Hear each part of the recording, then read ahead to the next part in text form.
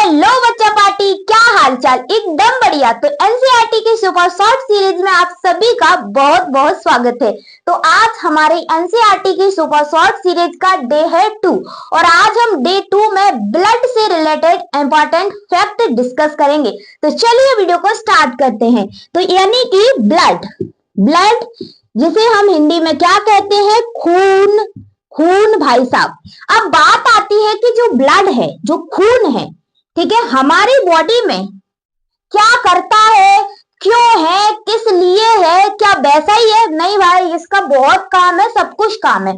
ठीक है, तो सबसे पहले हम जान लेते हैं कि जो ब्लड है वो किस फॉर्म में पाया जाता है हमारे बॉडी में। ठीक है, फॉर्म की बात की जाए यानी कि फॉर्म का मतलब होता है रूप, यानी कि जो ब्लड है वो हमारी बॉडी में किस रूप में पाया जाता है। तो देखिए, रूप की बात की जाए तो गोरा, पीला, काला, सब उसका सब रूप है। ठीक है, तो यहाँ फॉर्म की बात की जाए तो ये तरल रूप में पाया जाता है, तरल के रूप में यानी कि लिक्विड। ठीक है, जैसे पानी होता है उसी टाइप से ये हमारे बॉडी में पाया जाता है।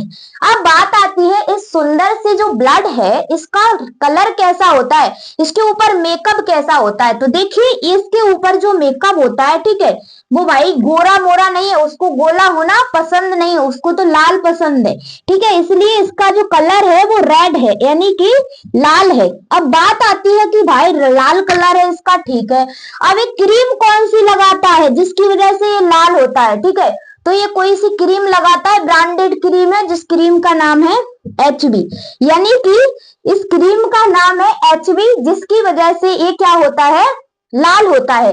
अब बात आती है HB क्या होता है। देखिए, HB को हम पूरा नाम होता है हीमोग्लोबिन, हीमोग्लोबिन। ठीक है, हीमोग्लोबिन। अब बात आती है भाई, ये हीमोग्लोबिन क्या होता है। तो हीमोग्लोबिन एक प्रोटीन होता है। क्या होता है, याद रख लेना, हीमोग्लोबिन एक प्रोटीन होता है भाई। अब बात आती है कि हीमोग्लोबिन किसके वजह से लाल होता है। याद रख लेना, जो हीमोग्लोबिन है उसमें आयरन पाया जाता है। क्या पाया जाता है, आयरन पाया जाता है। आई होप आप सभी लोगों को इतने सारे पॉइंट क्लियर हो गए होंगे। डन। अब चलिए बात आती है कि भाई इस ब्लड की खोज है वो किसने करी थी, इसको कौन लेके आया था। तो एक महान वैज्ञानिक थे जिनका नाम है, याद रख लेना बेचारों का, जिनने ब्लड खोजा है उनका नाम तो आप लोग याद रख लिया करो, जिनका नाम है William William Hewson, William Hewson. अब बहुत सारे बच्चे घबरा जाएंगे कि भाई विलियम हार्वे ने क्या किया था। रुक जाओ, विलियम हार्वे ने क्या किया था, विलियम हार्वे, इनको भी देख लेते हैं भाई, इनने क्या किया था। तो भाई जो विलियम हार्वे हैं, ठीक है, विलियम हार्वे हैं, इन्होंने क्या किया था भाई, जो हमारा पूरा सर्कुलेटरी सिस्टम है, जो सिस्टेमिक सर्कुलेशन है, परिसंचरण तंत्र है, उसकी खोज की थी। तो सिस्टेमिक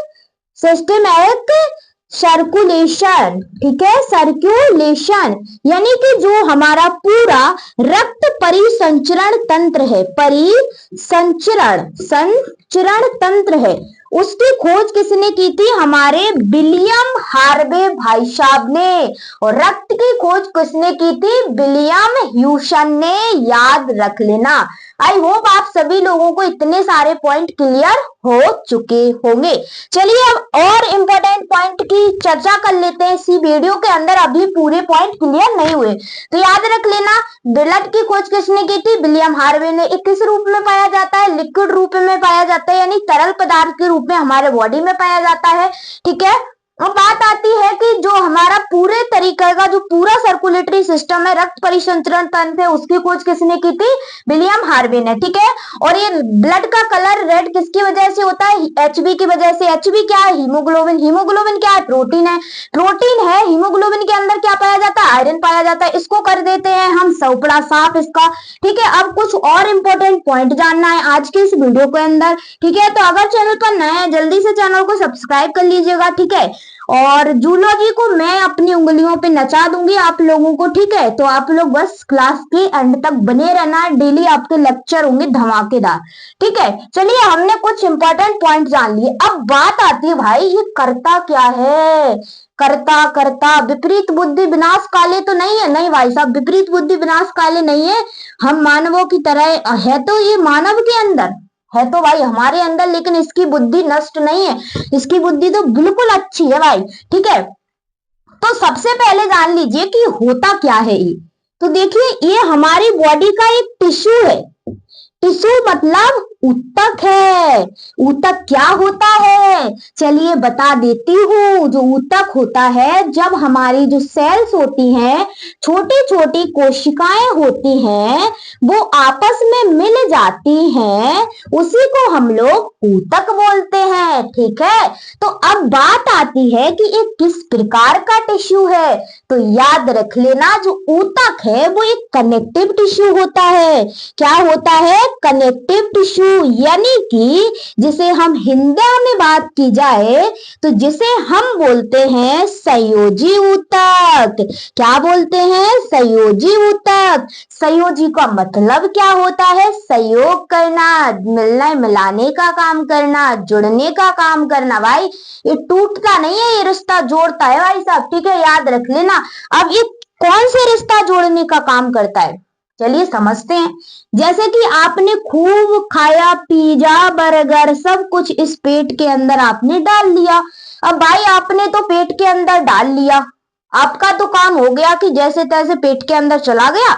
अब भाई आपका जो खाना जैसे ही पचता है, ठीक है, जैसे खाना आपका पच गया, पेट के अंदर गया, अब हमारे सब जगह पहुंचाने का, भाई इधर ये आप फिंगर मटका रहे हो, इधर आप आंख मटका रहे हो, इधर आप मुंह मटका रहे हो। ठीक है, ये किसकी वजह से मटक रहे हैं भाई, आप खाना नहीं खाओगे तो आप ऐसे ऐसे ऐसे मटक ही नहीं पाओगे।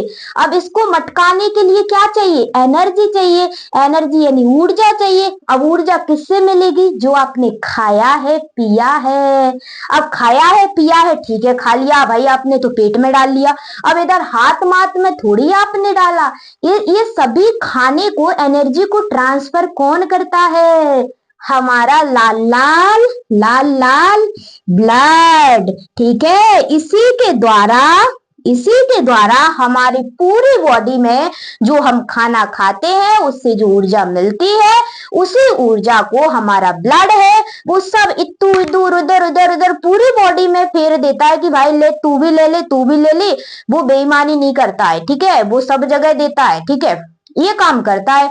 और जो ऑक्सीजन आप लोग लेते हैं बाहर से, ऑक्सीजन जितनी भी गैसें लेते हैं वो सभी ब्लड छोड़ के आता है, उनको भी सभी जगह छोड़ के आता है। ठीक है, तो ये सारा काम होता है, इसका एक कनेक्शन का काम करता है। Done done done done. I hope आप सभी लोगों को समझ में आ गया होगा। ठीक है, कमेंट में बताना कि नहीं आया हो तो। ठीक है, वैसे आ गया होगा भाई, इतनी सिंपल से समझा रही हूं मैं। अब चलिए लास्ट पॉइंट जान लेते हैं कि ये बनता कहाँ है। सबसे इंपॉर्टेंट पॉइंट, आपके आपके इधर है ना, ये वाली हड्डी मोटी मोटी हड्डी, ठीक है, मोटी मोटी हड्डियां होती हैं। तो पहले ये क्या करता है, हमारी जो मोटी हड्डा होता है, देखिए ये वाला हड्डा हो गया मोटा हड्डा। ठीक है, ये हो गया मोटा हड्डा, इस प्रकार से हड्डा होता है हमारा। ठीक है, इस प्रकार से हड्डी होती है। सही बन नहीं रही यार, हड्डी हड्डी हड्डी बन जा, ठीक है, समझने के लिए ठीक है, इतना सा काफी है। ठीक है, तो ये हड्डी होती है ना, इसके अंदर क्या होता है, बोन मैरो होता है। क्या होता है, यहाँ पे समझ लीजिए, हड्डियों के अंदर क्या होता है, बोन मैरो होता है। ठीक है, बोन मैरो होता है, जिसे हम बोलते हैं अस्थि मज्जा। क्या बोलते हैं, अस्थि मज्जा। मज्जा कहाँ, मज्जा कहीं नहीं, मज्जा नाम ही उसका अस्थि मज्जा है, कहाँ मरेगी वो बेचारी। ठीक है, तो बोन मैरो यानी अस्थि मज्जा। अस्थि मज्जा के अंदर हमारे ब्लड भाई साहब पलते हैं, बनते हैं। ठीक है, और अस्थि मज्जा भी भाई दो टाइप की होती है, एक लाल कलर की होती है यानी कि एक रेड होती है, और एक पीली होती है यानी कि येलो येलो येलो येलो होती है। तो भाई ये येलो में नहीं बनता है, ये येलो में नहीं बनता है। वो कहता है भाई हमें तो लाल पसंद है, ठीक है, लाल वाला पसंद है, तो वो लाल में बनता है। ठीक है, तो किस में बनता है, रेड बोन मैरो में हमारा ब्लड बनता है। जो हमारी हड्डियों के अंदर, बोन के अंदर बोन मैरो होती है, लेकिन बीच वाले पार्ट में बोन मैरो नहीं होती है, जो हमारे ऊपर वाले पार्ट होते हैं इनमें बोन मैरो होती है। ठीक है, तो आई होप आप सभी लोगों को आज का सुपर शॉर्ट एनसीईआरटी का समझ में आ गया होगा, उम्मीद और आशा के साथ मैं कह सकती हूँ। अगर फिर भी डाउट है तो कमेंट सेक्शन खाली पड़ा है, आप लोग क्या कर सकते हैं, कमेंट कर सकते हैं। मिलते हैं एक और वीडियो में। भाई मैं कोई सज धज के नहीं आती हूँ ना, क्योंकि भाई मैं सुंदर नहीं हूँ, सजूंगी का, ठीक है, इसलिए सज के नहीं आती हूँ। जैसी आती हूँ जैसी चली आती हूँ, जैसी बनी होती हूँ जैसी चली आती हूँ। भाई कहते हैं कि सुंदरता किससे मिलती है, सफलता से सुंदरता होती है। खूबसूरत किससे होती है, सफल हो जाओगे तो आप काजल भी पोत के आ जाओगे ना मेकअप की जगह, तो भी आप सुंदर लगोगे, ठीक है। इसलिए भाई मैं सज धज के नहीं आती हूँ, सज धज के का आऊंगी, हेल लवड़ी रखी है अकेली और कछु रखो ही नहीं ना तो का लगा के आऊंगी, इसलिए कुछ लगा के नहीं आती हूँ भाई। का लगाने हैं, सफलता पालो तो सब लग जाएगा, बिना मेकअप के आप लोग खूबसूरत दिखोगे, ठीक है। तो चलिए बच्चों, मिलते हैं नेक्स्ट क्लास में। अच्छे पढ़ो, मस्त पढ़ो, स्ट्रेस फ्री होके पढ़ो, अमेजिंग पढ़ो। जूलॉजी हो या बॉटनी हो, बिल्कुल दिमाग में 100% छप जाना चाहिए। जो पढ़ो वो पढ़ा ही रह जाना चाहिए। देखिए आप मूवी की तरह पढ़ा करो, कोई भी चीज, जैसे आप मूवी देखने जाते हो, कोई कोई मूवी, तो आप जैसे ही मूवी के थिएटर से बाहर निकलते हो, किसी ने पूछा क्या था मूवी में, भाई आप लोगों की जो ब्रेन में है ना पूरी रिकॉर्डिंग भरी होती है। भाई इसमें ये हुआ था, इसने इसको थप्पड़ मारा था, इसने ये कहा था, इसने इसको चिढ़ा था, सब कुछ आप सुना देते। क्यों सुना देते, कभी गौर किया है? इसलिए सुना देते क्योंकि आपका मूवी में पूरा 100% कंसंट्रेशन करके आपने मूवी को देखी। कोई आपका बाल भी हिला देता है ना जब आप मूवी देखते हो, थापड़ लगता होगा आपको कि थापड़ मार दे, इसमें क्यों डिस्टर्ब कर दिया। तो इसी तरीके से आप लोग पढ़ाई करोगे जिस दिन बच्चों, तो आपका जो याद है ना वो यू याद हो जाएगा, डिपचिक तरीके से, ठीक है। तो मैं आपकी जूलॉजी को बिल्कुल एक फिंगर पे याद करवा दूंगी बच्चों। आप अपना प्यार और सपोर्ट बनाए रखिएगा, आपकी छाया दीदी हमेशा आपके साथ खड़ी है। Thank you for this watching video and don't forget like share and subscribe. Bye bye, love you बच्चों, मिलते हैं कल, तब तक के लिए पढ़ते रहिए। और नीट के एग्जाम आपके आ चुके हैं, तो प्यारे प्यारे से मेरे बच्चों याद रखना, आप लोग जल्दबाजी मत करना। नीट के फॉर्म में आप बड़ी ईमानदारी से भरना, बड़ी जल्दबाजी से मत भरना, ठीक है, बड़ी जल्दबाजी से मत भरना, क्योंकि मिस्टेक हो जाएगी बच्चों, फिर आपको करेक्शन विंडो का वेट करना पड़ेगा। इसलिए कोशिश करो, आपके पास खूब पूरे 1 महीने का समय दिया है गवर्नमेंट ने। 1 महीने में आप लेट लेट के ना खिसक खिसक के जाओगे ना कैफे वाले के पास, तो भी पहुंच जाओगे, ठीक है। इसलिए जल्दबाजी मत करना बच्चों। अगर फिर भी गलती हो जाती है तो आपके पास गवर्नमेंट ने टाइम दिया है, ठीक है, 11 और शायद 12 तारीख को आपकी करेक्शन विंडो ओपन होगी।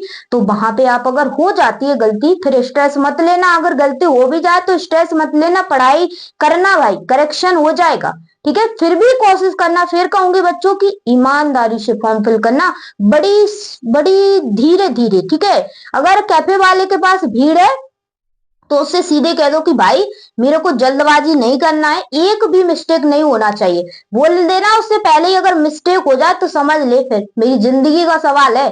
ऐसे क्या के भरवाया करो, क्योंकि बच्चों वो गलत भर देते, वो सोचते कि भाई ऐसा ही है, भाई ऐसा ही फॉर्म नहीं है, बोल देना हमारी जिंदगी दाव पे लगी है, तुम्हें ऐसा ही लग रहा है, ठीक है। बड़ी ईमानदारी से फॉर्म भरवाओ, कोई भी सवाल है कमेंट कर सकते हैं। बाय बाय, लव यू बच्चों।